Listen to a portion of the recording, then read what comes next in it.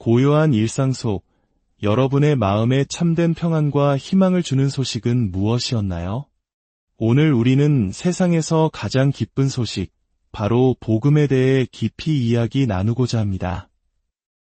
이 이야기가 여러분의 삶에 작은 위로와 빛이 되기를 소망합니다. 만약 오늘 이 말씀이 누군가에게 힘이 될 것이라 생각되신다면 주저하지 마시고 이 영상을 공유해 주세요. 여러분의 구독과 공유는 어두운 곳에 희망의 씨앗을 심는 귀한 사역이 될 것입니다. 하나님의 은혜가 말씀을 전하는 모든 손길 위에 함께 하시기를 기도합니다. 복음이란 무엇일까요? 복음, 즉 좋은 소식은 바로 이 세상을 창조하신 하나님께서 이 모든 것을 바로잡겠다고 약속하셨으며 그 약속을 이루시기 위해 친히 이 땅에 오셨다는 이야기입니다. 그분은 이 세상의 모든 슬픔과 고통을 자신의 몸에 짊어지심으로써 하나님의 새로운 창조, 새 창조의 문을 활짝 여셨습니다. 그리고 지금 이 순간에도 하나님께서는 위대한 새 창조의 계획에 동참할 사람들을 부르고 계십니다. 남녀노소, 그 누구든지 말입니다. 다시 말해, 복음은 바로 우리 하나님에 대한 소식입니다. 예수 그리스도를 통해 역사하시고 지금도 성령님을 통해 살아 숨쉬며 우리와 함께 하시는 그 하나님에 대한 이야기입니다. 하나님께서는 우리를 부르십니다. 우리를 과거의 낡은 방식, 즉 죄와 죽음으로 이끄는 모든 것들로부터 건져내어 그분의 새로운 피조물로 삼으시기 위함입니다. 우리 자신이 먼저 새로운 피조물이 되고 나아가 이 땅에 임할 하나님의 궁극적인 새 창조를 소망하며 그것을 위해 살아가는 존재가 되는 것, 이것이 바로 복음의 핵심입니다. 이 놀라운 소식을 가장 잘 요약한 성경 구절이 있습니다. 바로 많은 분들이 사랑하시는 요한복음 3장 16절입니다. 하나님이 세상을 이처럼 사랑하사 독생자를 주셨으니 이는 그를 믿는 자마다 멸망하지 않고 영생을 얻게 하려 하심이라. 이 구절을 한 걸음 더 깊이 들여다볼까요? 하나님이 세상을 이처럼 사랑하사, 이 말씀은 예수님께서 당시 유대 사회에 존경받는 지도자였던 니고데모와 대화하며 하신 말씀입니다. 니고데모에게 하나님이 누구신지는 설명할 필요가 없었습니다. 그가 말하는 하나님은 당연히 아브라함과 이삭과 야곱의 하나님이셨기 때문입니다. 하지만 하나님이 세상을 사랑하신다는 개념은 당시의 일반적인 상식을 완전히 뒤엎는 혁명적인 소식이었습니다. 유대인들에게는 그리 놀랍지 않았을지 몰라도 유대 세계를 벗어난 이방인들에게는 상상조차 할 수 없는 이야기였습니다. 고대 그리스 로마 신화 속신들을 떠올려 보십시오. 그들은 올림포스 산에 살며 변덕스럽고 때로는 인간을 편애하고 때로는 서로 전쟁을 벌이며 인간에게 벼락을 내리는 두려운 존재들이었습니다. 신이 이 세상과 인간을 근본적으로 사랑한다는 생각은 그들의 사고방식에 존재하지 않았습니다. 오늘날 우리는 요한복음 3장 16절이 너무나 익숙하기에 이 구절이 가진 본래의 충격을 잊고 살아갑니다. 하지만 하나님을 그저 멀리 계신 막연한 존재, 우리 삶에 별 관심 없는 창조주 정도로 생각하는 현대인들에게도 이 메시지는 여전히 거대한 기쁜 소식입니다. 하나님은 존재하시며 그분은 당신을 사랑하십니다. 당신이 발딛고 서 있는 이 세상의 한가운데서 당신은 그분의 사랑을 받고 있습니다. 하나님께서 세상을 사랑하신다는 것은 결국 이 세상을 온전히 회복시키실 것이라는 약속을 의미합니다. 그 회복은 바로 새 창조라는 프로젝트를 통해 이루어집니다. 유대인들은 이를 오는 시대라고 불렀습니다. 요한복음 3장 16절의 마지막에 나오는 영생이라는 단어는 단순히 우리가 죽은 뒤에 시공간을 초월한 영적인 세계로 가는 것만을 의미하지 않습니다.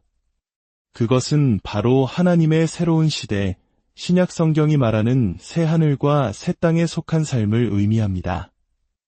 완전히 새롭게 만들어진 세상, 그 생명을 지금 여기서부터 누리며 살아가는 것입니다. 사도 바울은 이렇게 말했습니다. 누구든지 그리스도 안에 있으면 새로운 피조물이라. 또한 갈라디아서에서는 할례나 무할례가 아무것도 아니로되 오직 새로 지으심을 받는 것만이 중요하니라 라고 선포합니다. 이 새 창조라는 주제는 신약 성경 전체를 관통하는 핵심 약속입니다. 하나님께서 세상을 너무나 사랑하셔서 이 일을 행하기로 작정하셨고 그 사랑을 예수님을 통해 보여주셨으며 이제 모든 사람이 그 사실을 믿고 새 생명의 증표인 믿음을 통해 이 땅에서 새 창조의 작은 모델로 살아가도록 초대하고 계신 것입니다. 많은 사람들이 기독교는 세 명의 신을 믿는다고 오해하곤 합니다. 아버지와 아들과 성령, 셋이나 되지 않느냐고요. 그럴 때 저는 이렇게 설명하곤 합니다. 우리는 1 더하기 1 더하기 1은 3이라는 덧셈을 하는 것이 아닙니다. 우리는 1 곱하기 1 곱하기 1은 1이라는 곱셈의 신비를 믿는 것입니다. 삼위일체의 신비는 인간의 언어로 완벽히 설명하기는 어렵습니다. 하지만 그 뿌리는 구약 성경에서부터 찾아볼 수 있습니다. 구약의 하나님은 세상을 창조하셨지만 세상과 멀리 떨어진 분이 아니셨습니다. 하나님은 자신이 만드신 창조 세계 안에서 안식하시고 그 안에서 거하기를 원하셨습니다. 그리고 그 방법으로 하나님의 형상을 반영하는 존재, 바로 인간을 지으셨습니다. 창세기에서 하나님은 사람의 코에 생기, 즉 자신의 생명의 숨결을 불어넣으십니다. 창조주 하나님, 인간이 되기까지 하시는 그분의 계획, 그리고 그분의 생명의 숨결. 이것이 셋일까요? 하나일까요? 구약 성경 전체는 이 모든 일을 행하시는 분이 한 분 하나님이심을 증언합니다. 신약에 와서 사도 바울은 고린도 교회에 보낸 편지에서 이렇게 말합니다. 은사는 여러 가지나 성령은 같고 직분은 여러 가지나 주는 같으며 또 사역은 여러 가지나 모든 것을 모든 사람 가운데서 이루시는 하나님은 같으니 바울은 하나임을 설명하기 위해 주님, 성령님, 그리고 하나님 아버지를 언급하며 세 가지 방식으로 표현하고 있습니다. 또한 그는 유대교의 핵심 신앙 고백인 이스라엘아 들으라, 우리 하나님 여호와는 오직 유일한 여호와이시니 라는 말씀을 인용하면서 그 한 분 하나님 안에 예수님을 포함시킵니다.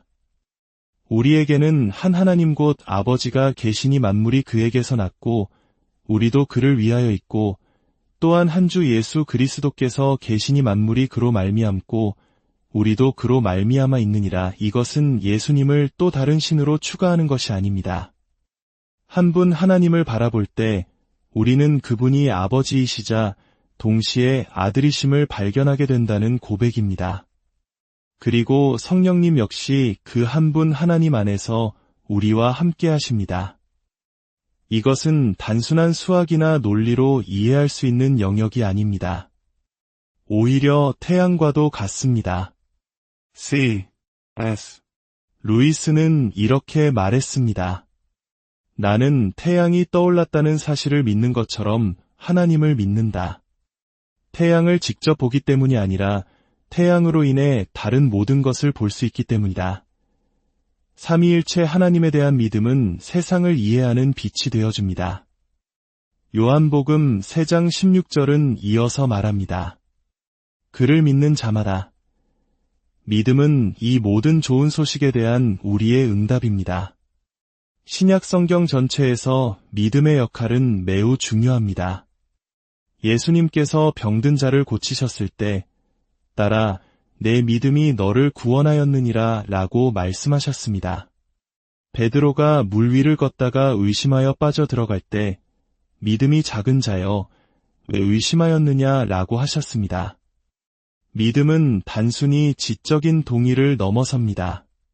성경에서 말하는 믿음, 헬라어로 피스티스는 신뢰, 성실함, 충성심이라는 더 넓은 의미를 가집니다. 그것은 하나님과 우리 사이의 관계 전체를 아우르는 말입니다. 하나님의 약속에 대한 성실하심이 그분의 부르심에 충성하셨던 예수님의 순종으로 나타났고, 이제 복음을 통해 우리 안에서 그에 대한 응답으로서의 믿음, 즉 신뢰와 순종을 불러일으키는 것입니다. 사도 바울은 내가 만일 내 입으로 예수를 주로 시인하며 또 하나님께서 그를 죽은 자 가운데서 살리신 것을 내 마음에 믿으면 구원을 받으리라 라고 말했습니다. 예수가 주님이심을 고백하고 그의 부활을 믿는 것은 마치가 태어난 아기의 심장 박동과 숨결처럼 우리 안에 새로운 생명이 시작되었다는 명백한 증거입니다. 물론 우리의 믿음은 때로 연약합니다. 한 사람의 고백처럼 내가 믿나이다. 나의 믿음 없는 것을 도와주소서라고 외칠 때도 있습니다. 하지만 예수님께서는 겨자씨 한 알만 한 작은 믿음만 있어도 충분하다고 말씀하십니다. 중요한 것은 믿음의 크기가 아니라 우리가 누구를 믿고 있느냐입니다. 우리의 믿음이 아무리 작아도 그 믿음의 대상이신 하나님은 위대하십니다. 마치 높은 탑의 작은 창문과 같습니다. 그 창문은 비록 작지만 그 창문을 통해 우리는 광활하고 아름다운 하나님의 사랑의 풍경 전체를 조망할 수 있습니다.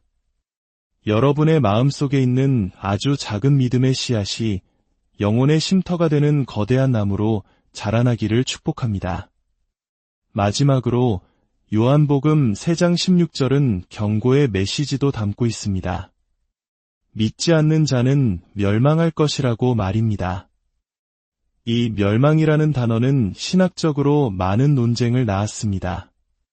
어떤 이들은 존재가 완전히 소멸되는 것이라 말하고 다른 이들은 하나님으로부터 영원히 분리되어 고통 속에 거하는 것이라고 해석합니다.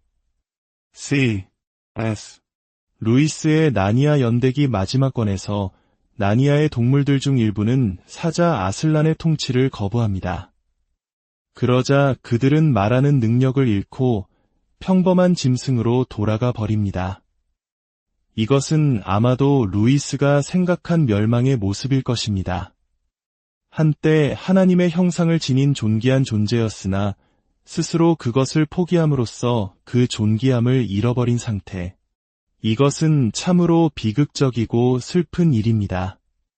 우리는 다른 사람을 쉽게 판단해서는 안 됩니다.